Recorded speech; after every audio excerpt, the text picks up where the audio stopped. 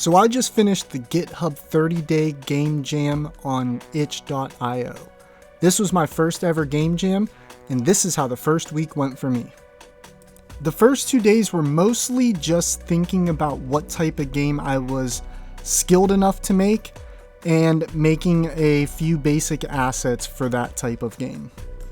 And to be honest, for only spending 1 day drawing all this stuff, it didn't turn out too bad. And as for the game I was going to make, it was going to be a blend between Survivor-like and tower defense. Now it was time to take the assets I had drawn and give them some life.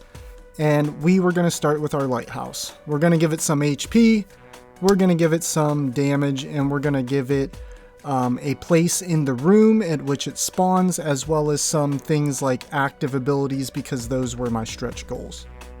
I also coded in a little rectangle to attach itself to the tower with 2 layers, one as a fill layer, one as a empty layer, for when we did implement damage into the enemies, we would be able to see it register. Now, I'm not a professional game dev by any means, and I'm definitely not a content creator. So there were many times that I forgot to hit the record button during this process.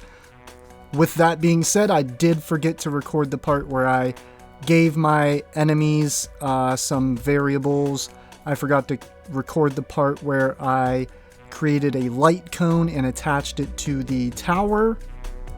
But at this point, this was probably day 6 or 7, and I'm working on a spawn controller. I had looked up a few tutorials online and did some document reading, and combined everything together to try and make my own enemy spawner. And as you can see here, on day 7, the last day of the first week, I had a light cone that did damage, I had enemies spawning, and enemies that were taking damage. I had the basics of a game started.